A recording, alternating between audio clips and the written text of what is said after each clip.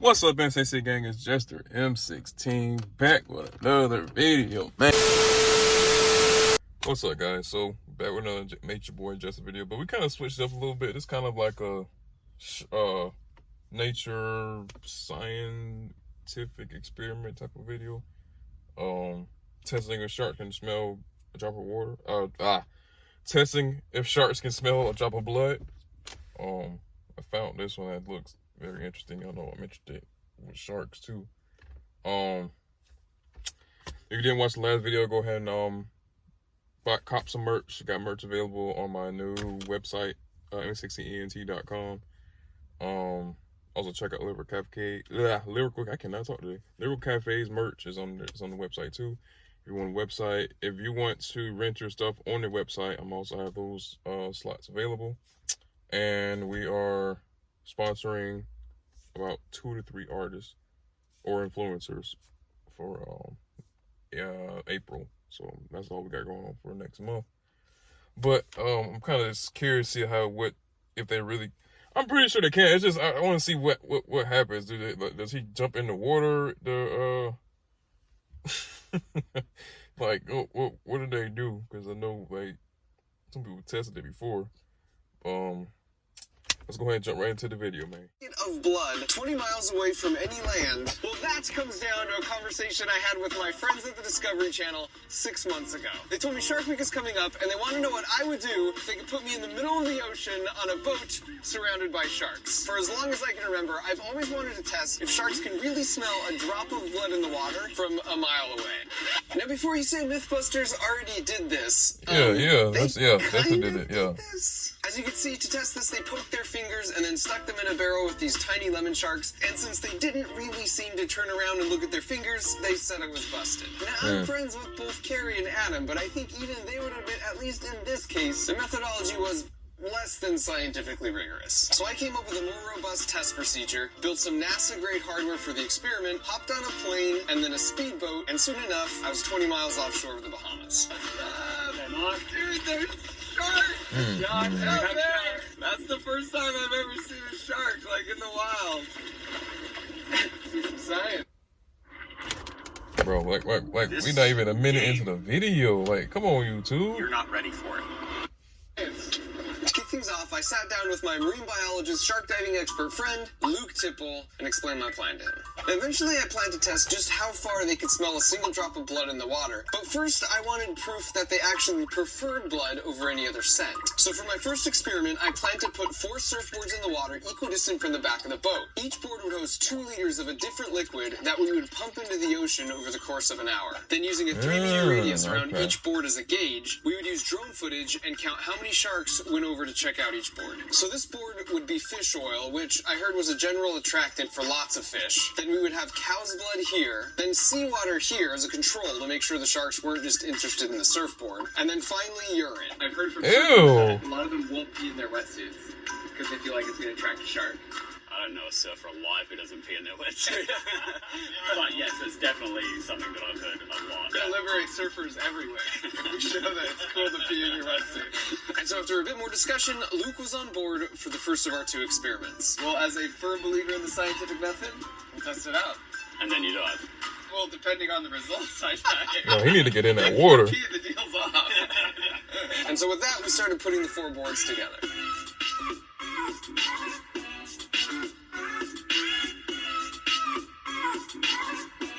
We also started collecting scientific donations from the crew. All right, so now it's time to fill these bags. What do you want to do first, pee or blood? Yeah, you.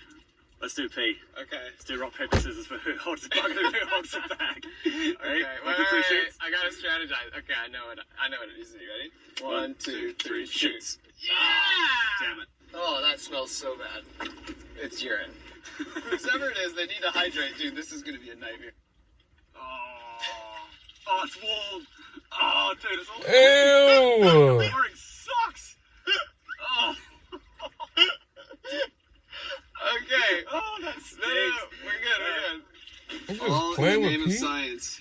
It's a great time of day to be doing this because we have a lot of sharks. Looking down here, we got 3 or 4 lemons on the surface, and I can actually see 2 tigers down on the bottom, and that's actually a massive tiger That shark is down there. huge.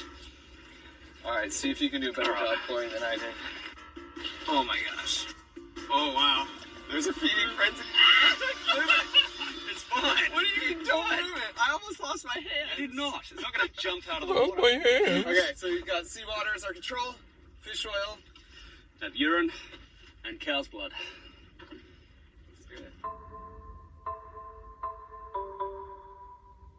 He need to get So in the while water. Luke is bravely swimming the 4 surfboards, He gonna send somebody else to in get in the place water? preparation for the 1 hour countdown. Now is a perfect time to explain the cool tech on each board I designed and built from scratch with my buddy Sean Hodgins. For this experiment to be robust, all 4 boards need to start pumping at the exact same time after Luke has them in place. That means we need to somehow start the pumps using a radio signal from the boat. So each surfboard has a waterproof receiver box like this that also hosts the battery, a custom printed circuit board, and 2 Arduinos. Then I have the remote control, and as soon as I hit this button,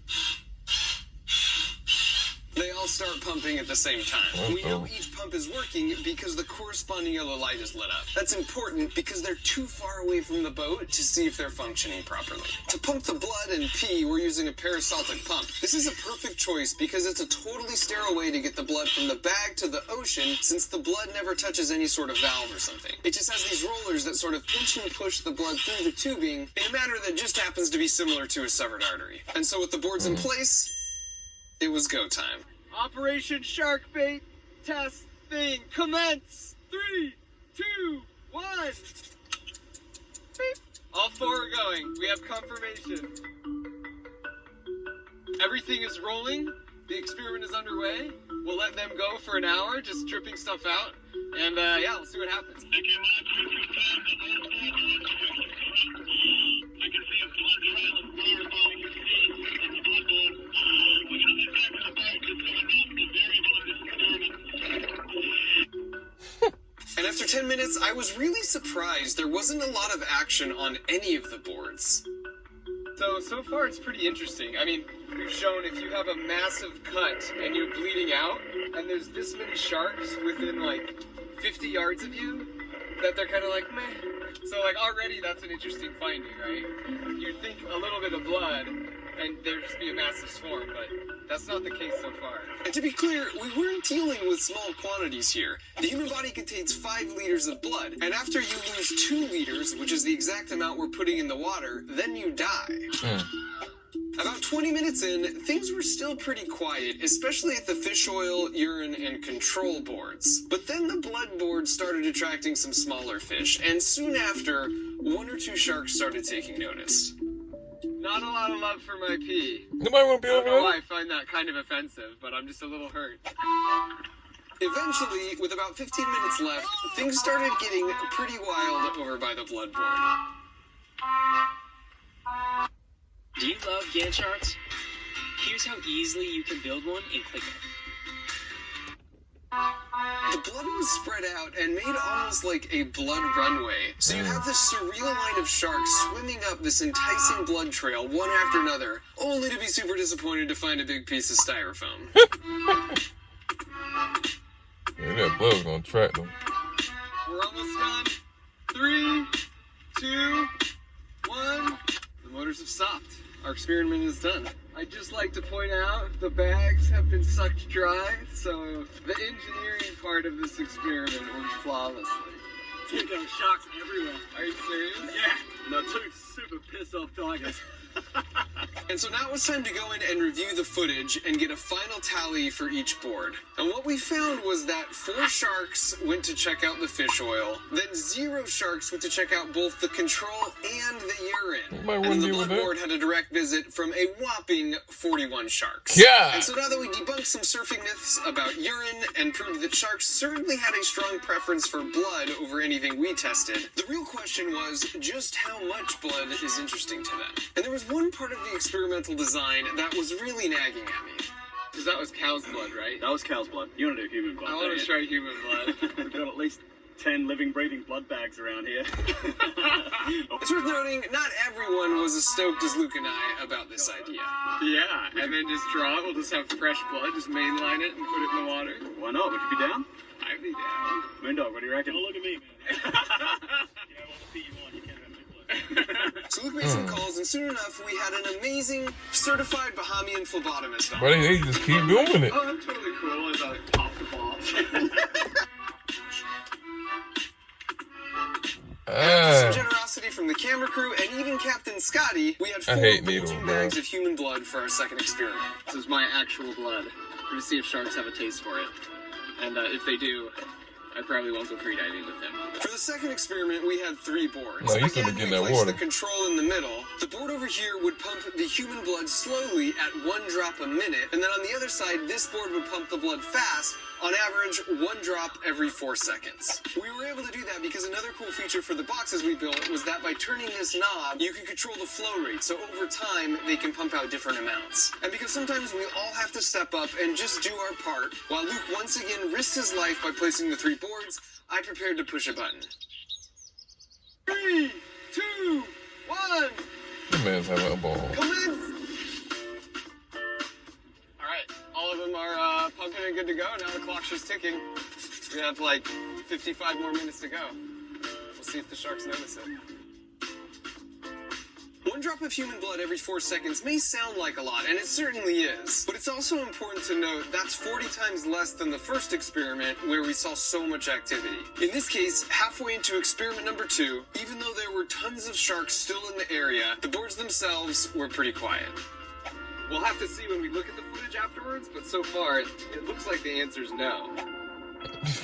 God. 5, 4, 3, 2, 1. Experiment's over. And so after the full hour, we brought in the boards and once again reviewed the footage to see that over the course of an hour, 0 sharks checked out the control board, 0 checked out the slow blood pumping board, and exactly 0 They sharks tell y'all checked playing out the games with fast them, bro. So this was by no means a perfect experiment, but I think it's safe to qualitatively say that if no sharks came to check out 15 drops of human blood a minute in the middle of shark-infested waters, you're probably going to be okay with a small scrape. I mean, there certainly won't be some kind of feeding frenzy with a single drop of blood from all sharks within a mile. Now that I had some first-hand data to put my mind at ease, I was willing to try diving with the sharks without a cage, but I had one final experiment. I had a theory that if we secured a 360 camera to the front of a hand spear and then shot it near some sharks, we could create the world's first really cool Matrix-like underwater bullet time effect. So I suited up and got in.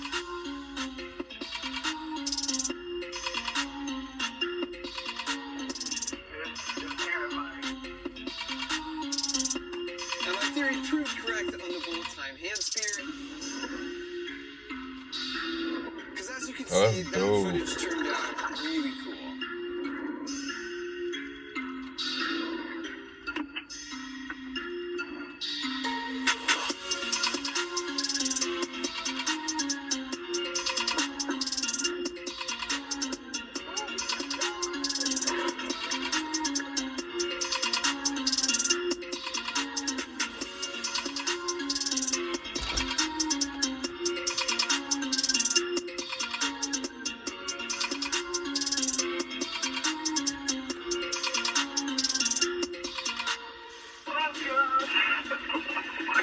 Always wanted to mess up the party, bro.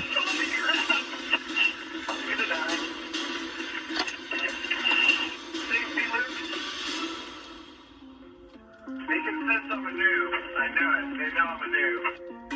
On that note, can we call it a night? So let's end on that. That was amazing, man. We got him in like a feeding frenzy at the end. There's like 6 of them all around us. And I lived. I mean, this is shaping up to be a great day. What I'll take home from this shoot is just more evidence of the amazing animal that sharks are, but also the ability to point people in a specific direction to say, hey, your thoughts about them are a little overblown. This experience definitely changed my perception on sharks. I would say I respect them more after seeing their raw power up close, but at the same time, there's less of that fear that comes from ignorance. On top of all that, I didn't die.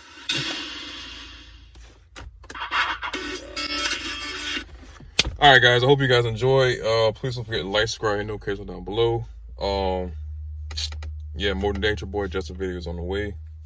I don't seem like, yeah, a few I'm actually interested in posting, but it won't be today. But yeah, see you guys in the next video.